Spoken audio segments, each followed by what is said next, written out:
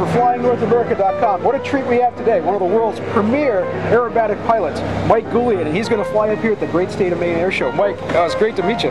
Great to meet you. Glad to be here, Jim. All right, excellent. You're going to put on a good show for us, I'm sure. We're going to have a good weekend.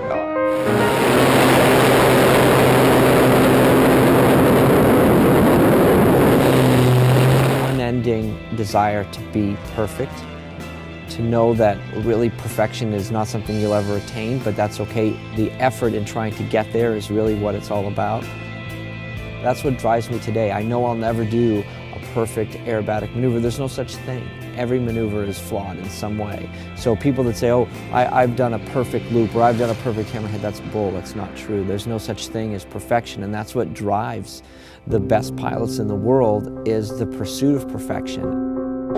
It's just really extreme concentration. That's really what it is. So when you watch me fly in an air show, I've thought about it for an hour on the ground before I went.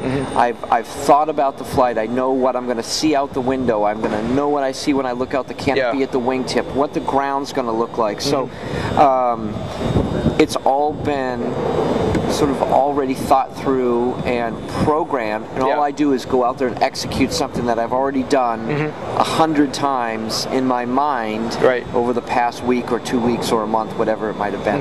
And that carries over though when something is unexpected, right? And I'm talking more or less, you don't want anything unexpected in the show, but certainly with your flying experience, you must have had, we always like to ask the pilots, there must have been some challenging moment out there, right? Sure. You know, I've had not a lot, but certainly plenty. I've had some really close calls in the Red Bull Air Race, hitting pylons, things like that.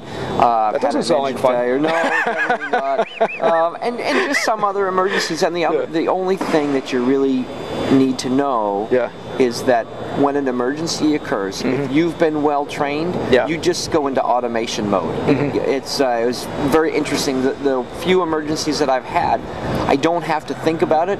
You just naturally react in a way that is safety conscious. So if you have something that happens near the ground, you know, if I have speed and control, point the nose towards the sky. Get away from the ground, get the airplane pointed up in the direction that it needs to go, and then figure it out. So all those little things happen really just automatically, and that's why training is just so important. As you're saying, in every aspect of life. I mean, that's something that I hope that the pilots are inspiring more people to grab onto, because, you know, I believe, and I'm going off track a little bit, but I believe that's kind of a lost value in our culture, and we need to restore it, and you guys are an inspiration for that. Well, thank you. I mean, absolutely. It's just one of those things that you want it easy, right? You want it to be it's not easy. And you know, I have a Bonanza that I fly personally to do all the shows, and we use it as a media platform as well.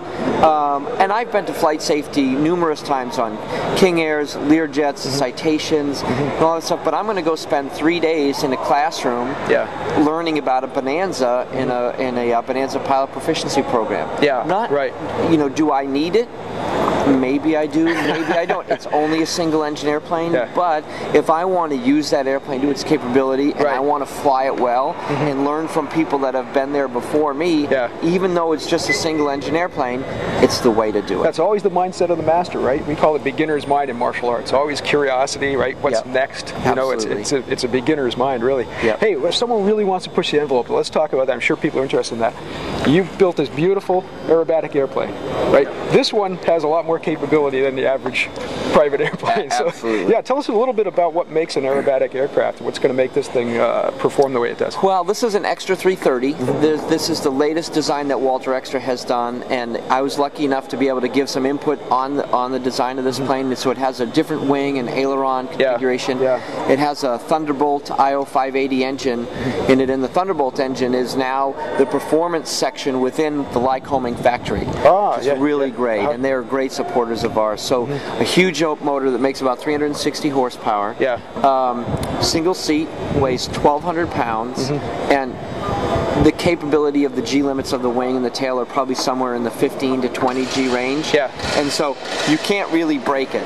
And it's just one of those things. It'll break you before you break it. It'll break you before you break it, absolutely. So it's an air show that's got about plus 11 and minus 5G in it. We'll do anywhere from 220 to 230 knots to flying the thing backwards. And it's just one of those things that I wear the airplane really like a pair of tennis shoes or a baseball glove. I've got it tuned just the way I want it, the ailerons to feel the way we do it, the seat belts are all set up, the instruments are just what we want, and that's the thing. It's really, this is an airplane that you live in, you don't kind of fly it.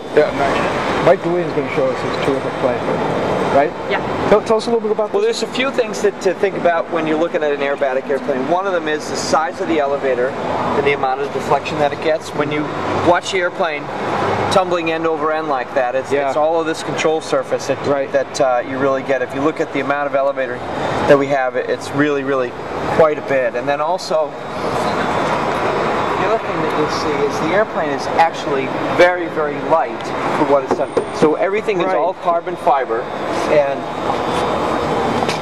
the inside of it is really strong. It's built very much like you'd see a dragster or a NASCAR type of a machine. The ailerons are a full span aileron, so obviously something you don't really get to see in many general aviation airplanes. So if you look at it, there's 1, 2, 3, 4 attach points on the aileron like that. So we can deflect the aileron at super, super high speeds. And if you look down here, one of the things that's different on an aerobatic airplane than what you might see on another general aviation airplane is a thing that we have down here called a shovel or a spade. It's a counterbalance.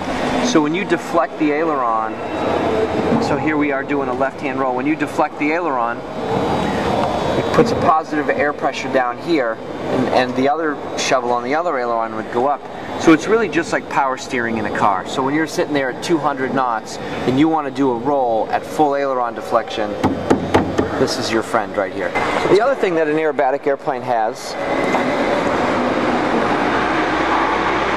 is a sighting device. So this is a carbon fiber rod that is tuned exactly to the fuselage in a way that makes the airplane exactly perfectly vertical from a viewing standpoint out the outside.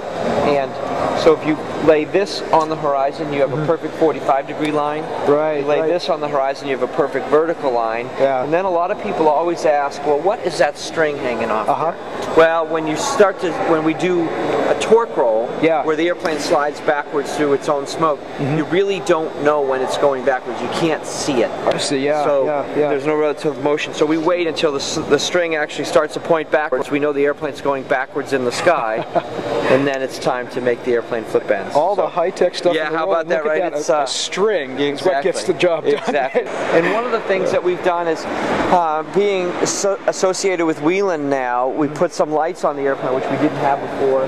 So my crew chief Matt Chapman put lights on here, and what we do is we have them flashing in opposition, so you get a huge strobe effect out of the light now, which is really fun. So there's a lot of power going there, and a lot of the air show photos you'll see now will have a big flash coming off the wingtip, which is actually pretty cool. So one of the things that makes this airplane so special is firewall forward, and Matt Chapman has done an amazing job with building an engine that is just a work of art. It's just, we spent literally hundreds and hundreds of hours on this thing, and if you go to some of the videos, you'll see close-up pictures of the engine on the videos. It's amazing. That's Matt, who was very humble then, obviously. Absolutely. He made it sound like all he did was carry your gear around.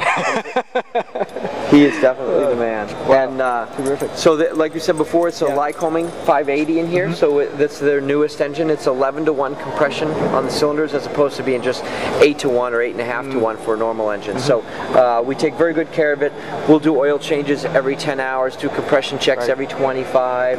We're always cleaning the fuel injector nozzles, making sure the ignition system is up and working perfectly, just because we don't ever want to have any detonation issues with the engine at all. That's the biggest thing we worry about. I don't think that's bad advice for any of us, right? Nope. Yeah, exactly. And the other thing that's pretty special on an aerobatic airplane is the propeller. So this is a Hartzell, what they nickname in the industry as a claw, and it's a composite prop. It's not metal. And the reason why composite is so important is that it allows the crankshaft, allows us to reduce the weight on the crankshaft. In the old days with the metal prop, we would actually, there's so much stress on the crankshaft that the crankshafts would break. So from a safety standpoint and a performance standpoint, to have a lightweight propeller like this from Hartzell has just made unbelievable strides in safety. Listen, let's do a little bit of shameless self-promotion. Tell us about that flight instruction business that you have and how people get in touch with you. Well, and how they get in touch with you, book for air shows too, right? Yeah, well, there's a whole bunch of ways. We're pretty easy to find. So the biggest thing is just to go to MikeGoulian.com, and we have a blog there and send out newsletters, and there's always a bunch of ways to keep track of us. They've got some sick video too, you guys. We have some great video, and we have some amazing photos that my guys take, and we have them up after each air show. And then you can also follow us on Twitter and Facebook like everybody else. If you just go to Mike Goulian Air Shows, it's out there. And if you're a pilot in the Northeast and you want to do some aerobatic flying or just hone your skills, Executive Flyers Aviation is our flight school. Sold. So I'm there. Let's hook it up. We always like to ask this question too. Always like to ask a pilot, what's your most beautiful moment in the sky? Wow, you know, for me, I think really still my first solo was something that I'll remember forever.